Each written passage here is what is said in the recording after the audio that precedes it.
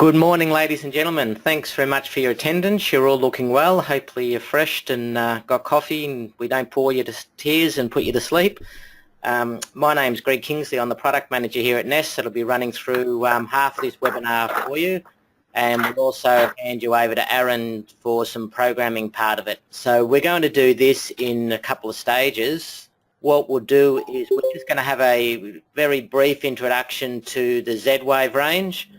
Then we'll go through the Z-Wave gateway, the introduction of it and how to program it to set it up. At that stage we'll stop and ask any questions that you may have on the Z-Wave part of things, and then we'll go on to the AutomationBridge, which is the voice control for using the Google Home, Alexa, etc. to control the M1. So we'll kind of do, and then we'll answer more questions at the end. So what I'm going to do, if we can hang on to any questions that you may have towards the end of the session or at the question time, there is a dialog box that you can type questions in. We won't be answering those as we go. We'll do them at the end of each section, so in case we answer the question a couple of slides later. So if you've got any questions, you can either type it there, hang on to them to the end, and we'll see how we go. Okay. First of all, as I said, we don't want to turn this into a Z-Wave training session. Hopefully people are a little bit familiar with what Z-Wave is, but we'll cover it a little bit without getting too deep into it. Z-Wave is one of the automation systems that are out on the market. Can control basically anything that you can dream of. There's thousands and thousands of modules. It's an open protocol. In Australia, we run on 921.42 megahertz. Other countries run at different frequencies, so Australia and New Zealand uses the same, the US runs a different market, Asia runs a different frequency, Europe runs a different frequency, etc. So if you see units on Z-Wave modules online, just be aware of it, that one of them, they may be a different frequency, they won't work here. And the second thing is that they may not be part of the Z-Wave Alliance approval. So just be aware of cheaper imports. There are a lot of junk around. We only use good quality from AOTech, which is really the world leading from Z-Wave, but there's a lot of other products on the market that you can use. Z-Wave is a mesh system, so from the main controller, this way is the gateway, it does frequency hop between modules, so it doesn't go straight from the controller to the end device. It does hop between them. So in theory, the more devices you put on, it can help coverage because we got the sorry about that, I'll just mute people so we haven't got a lot of noise in the background. Okay, so just going on, so what happens is it does frequency hop from product to product to help in the transmission going along. So in theory, the more devices you got can help the transmission. They'll only talk from one device to the other when they're programmed in or paired into the system. So from the gateway, what you do, you put it into a learn mode or program mode, and then on the device, each device or Z-Wave device has a little program or learn button. So when the controller is in a learn button, you select what type of module you're going to learn in, whether it be a smart switch that can just plug into a PowerPoint, whether it be a globe, whether it be another smart switch or dimmer that can go behind a light switch, etc. in the wall. You select that what type of module, and once it's in learn mode, you just go to the device with it powered up and press its program button, and it then sends a learn signal, whether it be frequency hop through there. And at the same time, it's got some other smarts that it will also recognize what modules are around it, so it builds its own mesh as it goes up. So the controller builds a mesh and the devices create a mesh, so it knows that this unit has to talk to that one, etc. And if we're talking to that unit, it knows you can go that way if you had to, if this link here was broken, but it knows the quickest way is there to there to there. So it's smart enough to build a network when you do it. So it's a good practice, not mandatory, but it's a good practice when you're learning a device in, that if we're learning this device light switch in here, then to put it in the location where it's going to be installed in relation to the other gateway, so it can build its mesh and know what partners are around on the way to the gateway back there. If you programmed it all in one office and then put it out in the field, it's got to rebuild the mesh live on the network, so it's best to do it while it's learning in. We sell a range of Z-Wave modules. This is just a small example of what we can sell, whether it be a smart switch, a smart switch 5, just plugs into a power point, and then you can plug a lamp or kettle or whatever you want in there. There's a smart switch 6, which pretty well does the same thing. It's just a lower profile module. It does have a USB on it. I think they're twice the price as the smart switch 5. It's just a generation 5 and generation 6. We've also got globes, whether it be a bayonet cap or Edison screw, that can screw straight into a base, and it can send the signal directly to the globe to turn on and turn off. We've also got modules, these nano in-wall switches, whether it be a dimmer or whether it be just an on-off switch.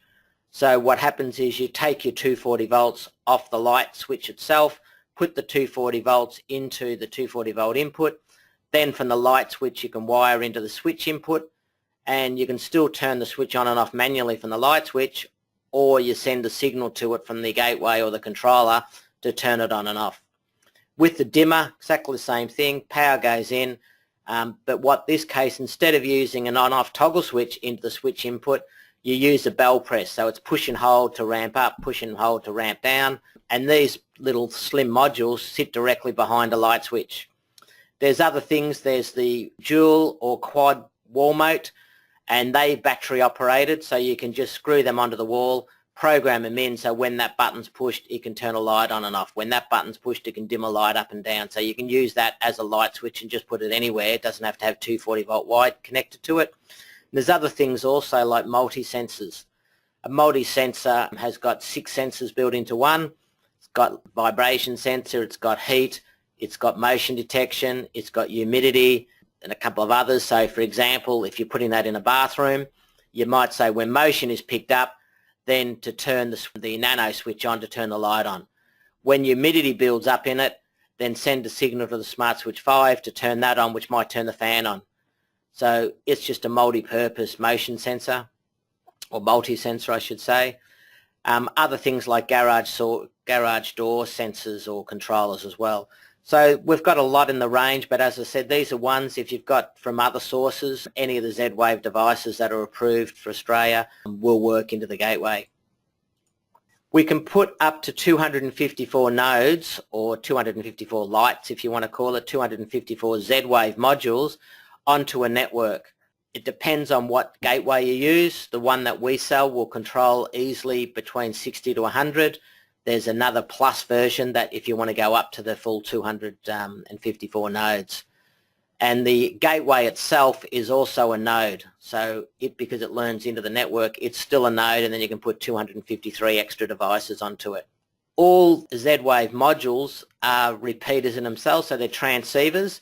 So if you've got a long distance from getting from one Z-Wave device to the other, and every module in between is a repeater, but if you've just got a gateway and you've got a light a long way away and there's nothing in between, we do have repeaters that will just plug into a power point and they just repeat the signal. So if you have got an issue with range from one end to the other, then you can put repeaters in the middle.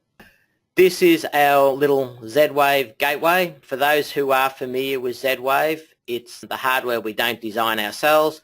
It's part of the Vera range. It's the Vera Edge, but it has got our own Ness M1 plug-in into it that's fully 2A, etc. So it's a very small size. If you imagine, it's about a bit bigger than a cigarette box in layman's terms. It's got a LAN port on there. There's built-in Wi-Fi, so it communicates back to the customer's router on Wi-Fi. USB for future use, so effectively what you're doing, you're powering it up off 12 volts, plugging it into the customer's LAN, and it then communicates with the M1. So when you plug the gateway into the customer's router, has internet connection, the gateway's got obviously a built-in Z-Wave RF transceiver in there, and it will then communicate to all your Z-Wave devices out in the field.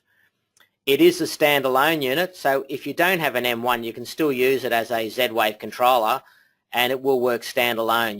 It programs fully via a web browser, so you just open up on the customer's network, you open up a web browser, log into the gateway, and you get all the GUI, etc. in there. You can do it remotely as well via the internet. It does have an app, so you can turn lights on and off with the app. by the local or remote. And from that app you could turn, for example, when you turn a Z-Wave light on, you can get that to do something on the M1, so it is full two-way. So that's working 100% standalone even without an M1, and that's what we're talking about, best to program the Z-Wave devices in situ when you program it in. So when we plug it into an M1, you use the M1 Ethernet module obviously on there as well. So the M1 into the Ethernet to put it onto the customer's network.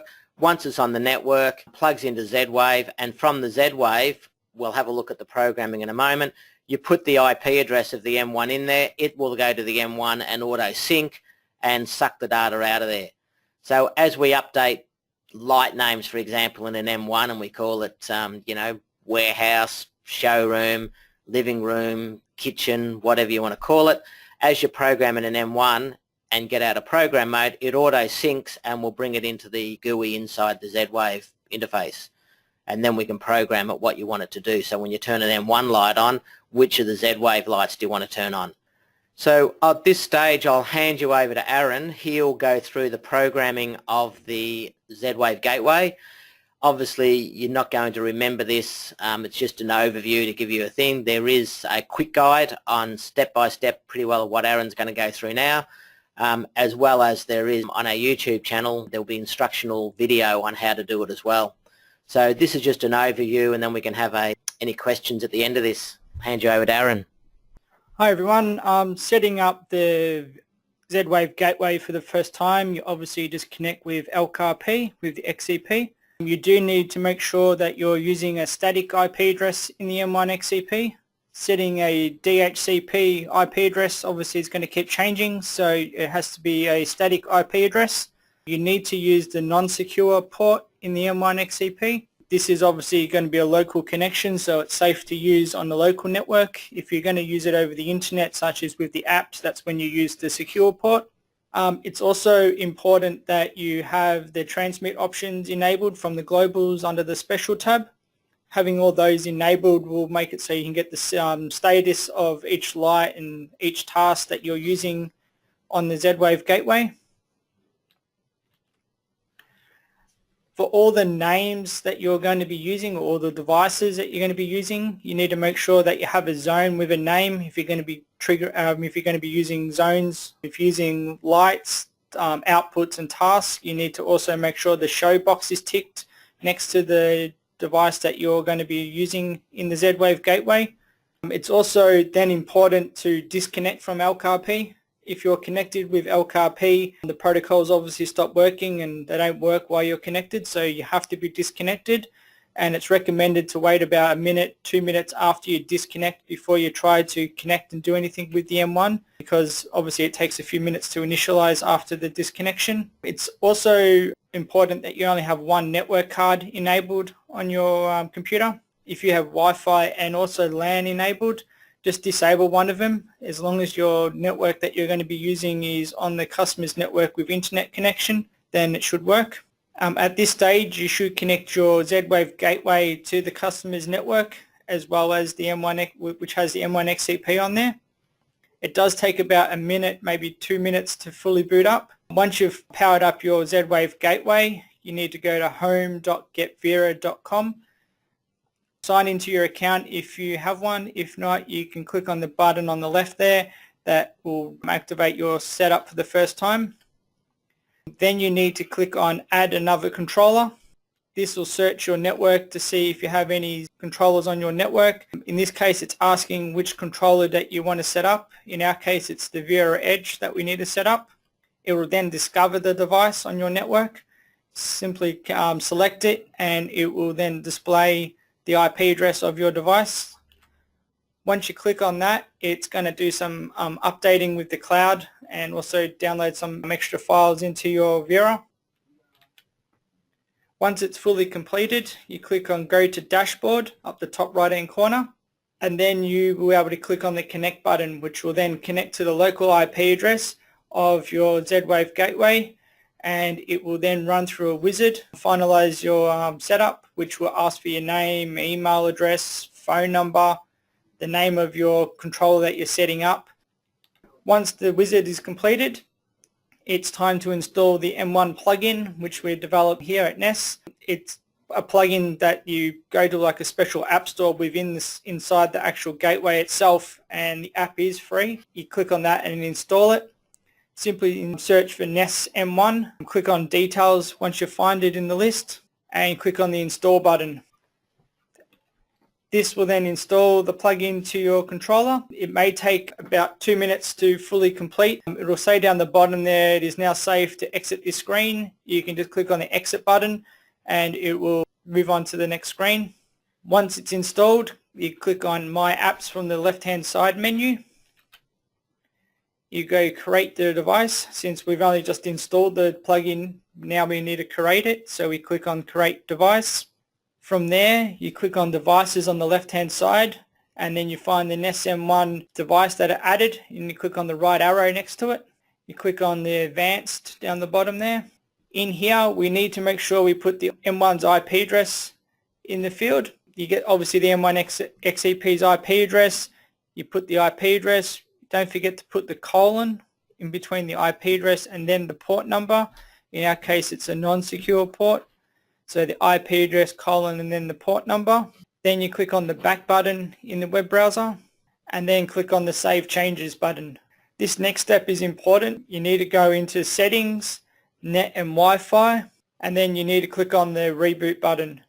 Most people are probably thinking, well, I'll just power down the unit by pulling the power cable out and plugging it back in again. That doesn't actually work properly. You need to go into the reboot menu because it saves some configuration details into the actual Z-Wave gateway when it does the reboot this way. By just powering it down, unplugging the cable and plugging it back in, wipe some of the settings that it's trying to save, and next time you try to boot up, it's not going to work properly. While it's booting up, you'll see the LEDs on the front light up. They all need to be lit up before you can connect to the gateway again. It does take about 3 to 5 minutes after the reboot for it to fully boot up after applying these settings. Once all the settings are being applied and you're logged back in again, you'll be able to see all the M1 devices that you had saved in the M1 itself appear in the list.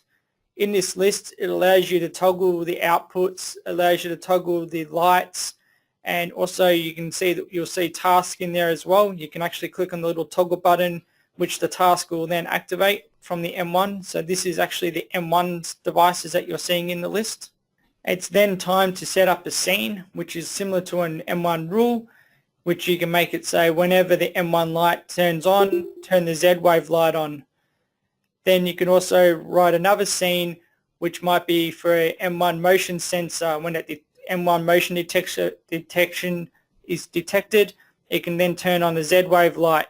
So a scene works similar to an M1 rule. Each scene will have a whenever and a then, similar to like an M1, whenever this happens, then do that. A scene on the Z-Wave gateway can have a delayed action, so you may have something like a motion detection detects, then you might have it make it so it waits 10 seconds before it turns the light on instead of just turning the light on straight away. And each scene will need to be written twice.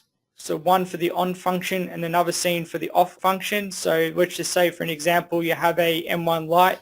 When the M1 light turns on, you want to turn on the Z-Wave light. That'll be one scene. Then you have to write another scene. When the M1 light turns off, then turn the Z-Wave light off. And the scene is also triggered based on the location in the list, similar to the M1 rules, where it starts at the top of the list and scrolls through the rules. It's similar with the scenes. So to set up a scene, you click on Scenes on the left-hand side. You click on the Add Scene button. You then need to select a device from the list. So when you click on, I want a device to turn on or off, or in our example, we're going to be using an M1 light that we're going to control. So we selected the M1 light from the list. We then say we want it when this device turns on or off. It then allows you to select, is it turning on or off from the list? Click on the Next Step button. So we've just done the trigger event, which is similar to like a whenever this happens. We then select our devices. So in our case, we're going to control the Z-Wave light. So we click on the Z-Wave light. And then we're selecting, we want to make the light turn on. So when the M1 light turns on, we're going to turn the Z-Wave light on. So you choose light on and the dimmer value. So we can actually make it like 50% instead of being on full brightness, or in our case 100%. And we're going to make the light bulb go red. Obviously, because it's a light bulb, we can actually do the dimmable value and also change the color. If it was obviously an output that we're triggering, like a Z-Wave output, like a smart switch, you'll just have the on-off toggle only. You won't obviously get to choose what color because there is no color to choose. Once you've done that, you click on the validate button down the bottom right-hand corner. You click on the next step, and then you give the scene a name. So in our case, we're just going to call it gym light on, and then you click on the finish button. So that's one scene that we've just added. So when the M1 light turns on, it's going to turn our Z-Wave light on. But if we turn the M1 light off, it's not going to do anything. It's going to keep the Z-Wave light on. So we do need to write that same scene again the second time, except we do the opposite values. We say whenever the M1 light turns off, we need to turn the Z-Wave light off instead of on. So in our case, we're going to have two scenes to do the same task. So one's going to be for the on scene and one's for the off scene. So we'll leave it up to you guys if you have any questions about this. Sorry, we had everyone muted. Was there any questions at all on this part of things? One of the reasons someone's asked previously was why can't we have a, like CBus, you know, where you have an M1 light number 1, use CBus group address 1. Why can't M1 light 1 be a... I'll just mute Mark and been making a racket there. Yeah, why can't we have the M1 light 1 being Z-Wave light 1, etc.?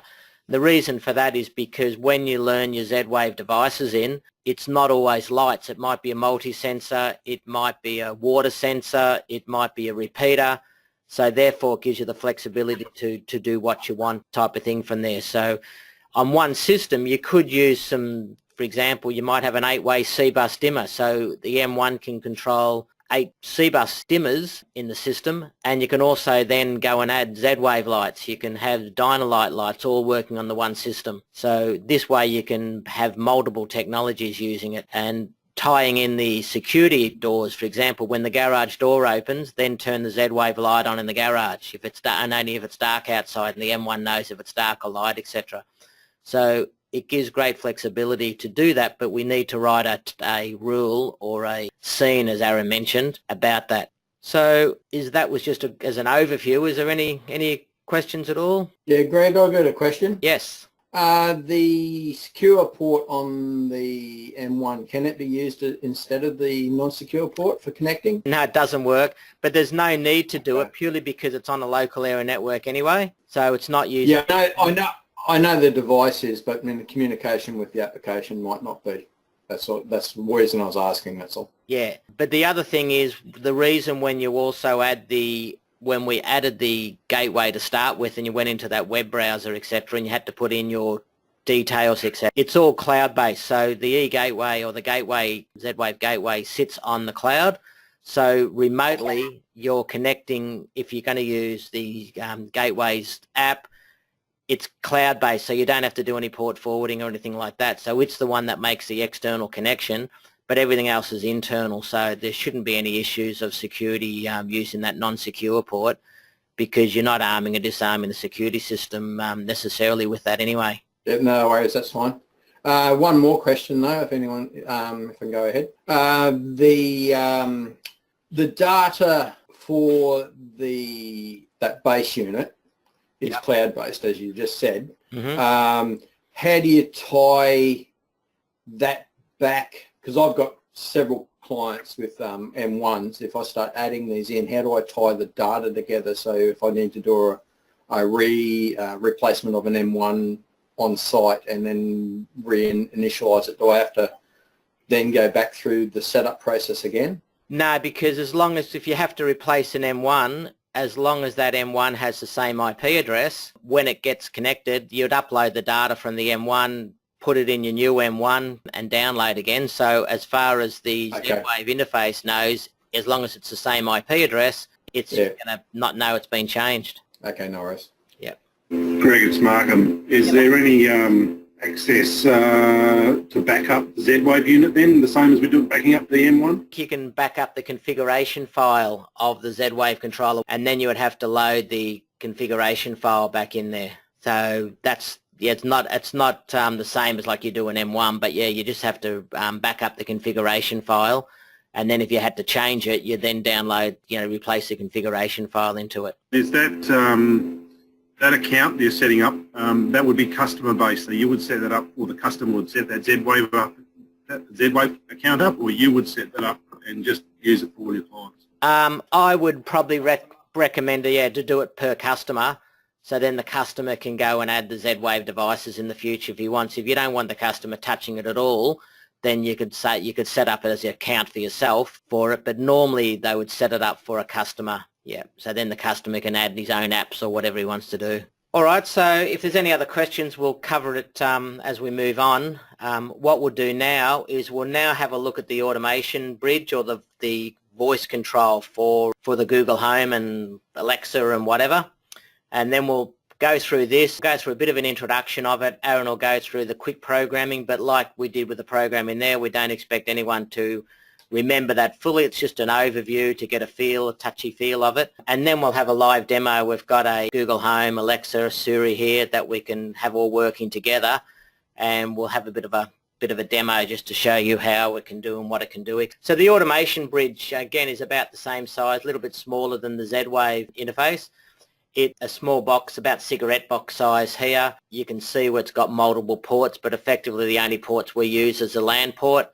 The USBs are for future use. It connects on the LAN the same as the Z-Wave interface did. So the Z-Wave interface may go on one port. The AutomationBridge can go on there as well, connect to the M1 exactly the same way. And once it's connected, we can now control, this will be expanded in coming months, but currently we can then control any M1 output, any M1 light, or any M1 task via voice control with any of the standard voice modules. So from the Apple HomeKit, i.e. Siri, etc., we can control any of those. From Alexa, we can control them, and from Google Home, we can control them. And that be no matter what size it is, whether it's the Google Home Pod or whether it be the full home, no matter what size it is, it works on all of them as well, and your iPhone as well.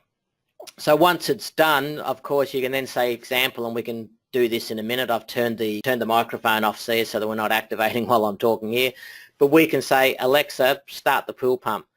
Hey Google, turn the porch light on, etc. Hey Siri, open the curtains and so on. So we can control those, and as I said, we'll have a bit of a demo on those in a moment. What I'll do, I'll hand you over to Aaron. He'll go through some of the quick setup of it. Again, it auto syncs the data out of the M1, but you just really have to put the comms on there and then enable what you want. So I'll hand you over to Aaron again. So just like the Z-Wave gateway, you need to make sure you only got one network adapter enabled on your computer. And the AutomationBridge just connects to your network just like the Z-Wave gateway. After powering it up, it does take a good 3 minutes to fully boot up. Once you do that, you need to open up a web browser such as Google Chrome and type in that website address there. It is recommended to use Google Chrome and not Internet Explorer, and I think Microsoft have also stopped supporting Microsoft Internet Explorer now. So Google Chrome we've had 100% success with and recommend to use that. Once you've connected, you can obviously sign into your account. This is obviously a different account to your Z-Wave gateway. This is a separate website, so it's a different username and password you're using. But in this case, we're going to be setting up a new bridge, so we click the button on the right-hand side. It automatically detects and finds your AutomationBridge on your network. In here, we just enter your details, such as your name, email address, and password. That'll be the installer's details or the end user's, doesn't really matter. It'll then send a verification email to you to verify your account. Enter the password that you use to set up your AutomationBridge, and it then will connect locally to your device by the local IP address. Click on the next button. In here, all we have to do is enter in the M1 IP address and port number. This is obviously the same as what we did with the Z-Wave gateway, the static IP address of the M1 XCP, and then the port number needs to be the non-secure port. Once again, we're obviously connecting over the local network and not over the internet, so we don't have to worry about having it being 100% secure since it's only on the customer's network and not going over the internet connection. You need to set your time zone in there that's used for the event log inside the actual unit, and we believe it's also used for connecting to devices such as like Google Home and Alexa and all those kind of things in the cloud in the future. You need to toggle the toggle button there, the one that you're using. So if you're using the Amazon Echoes or Google Assistants or Siris, then you need to enable the appropriate one.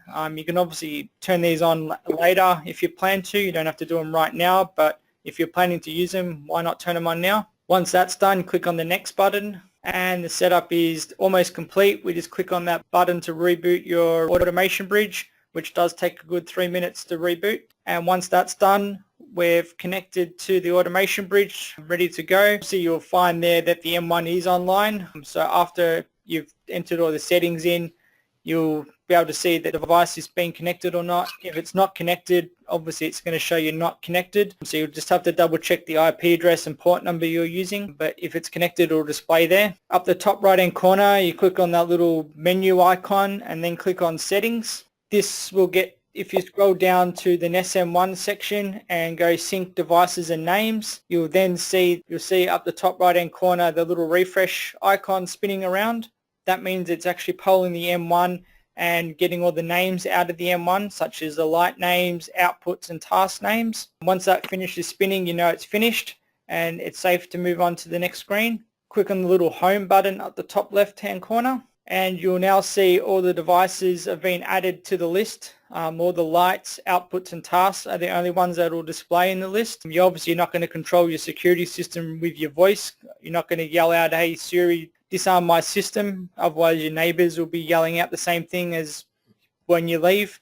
So obviously you wouldn't do security, you only do outputs, tasks and lights, the main things that you're going to control on your system. As you will see that from the previous screens that we enabled those services, that's where these come in. You can actually, like bedroom curtains, you can turn on and off. If you're only using like Alexa for bedroom curtains but not with the Google Assistant or Siri, but the bedroom light you might be using the Home Assist like Google Assistant or Siri, but not Alexa, so you can enable which ones you want to control. Obviously you just click on the toggle buttons and they enable. You then have to download the Google apps or HomeKit or the Amazon Echo app. There will be separate setup guides that we've put together that show you how to do step-by-step of how to set them up. Once your account has been paired with your device, which is part of the setup guide, which you'll see. So I'm not going to show you in this webinar as you have to do it to all three of them and they're all slightly different to each other. But once you've paired your account, it automatically finds all your devices that you've ticked in the AutomationBridge and you can start controlling it with your voice. So now we'll do a quick demo of showing you how this works.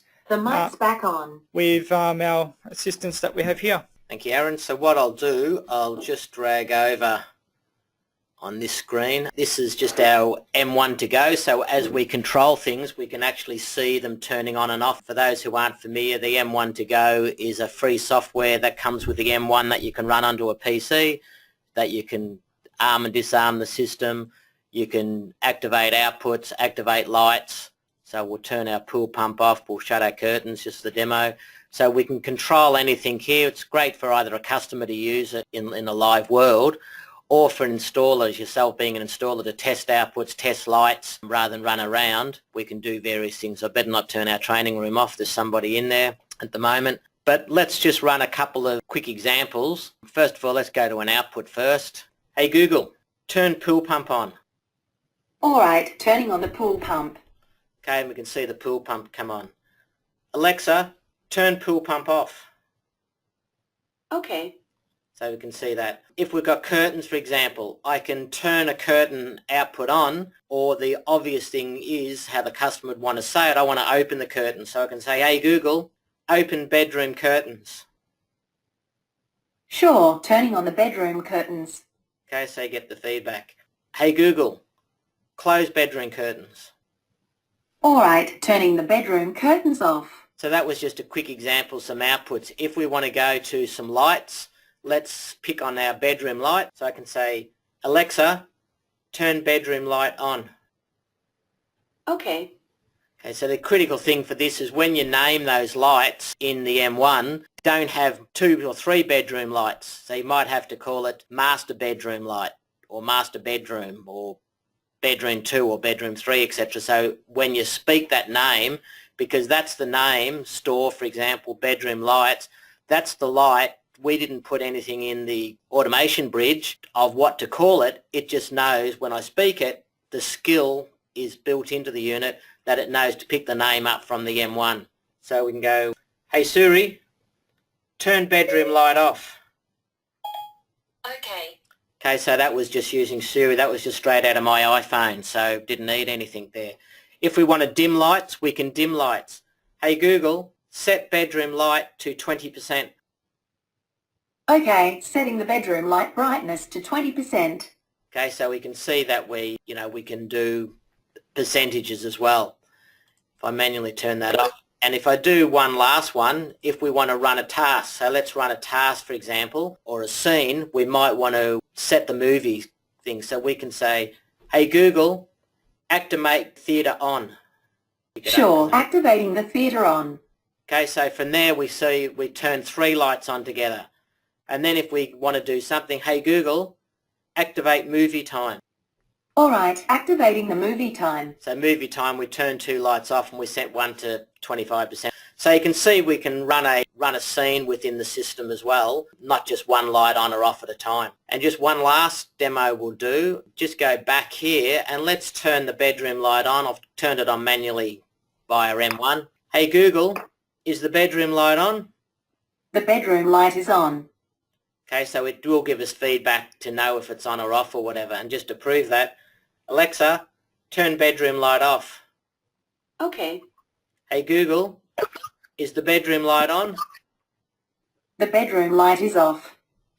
Okay, so it does give the two-way feedback on that aspect as well. So that was just a quick demonstration of turning lights on and off, tasks, outputs, etc. Is there any question on the automation bridge or alternatively back on Z-Wave?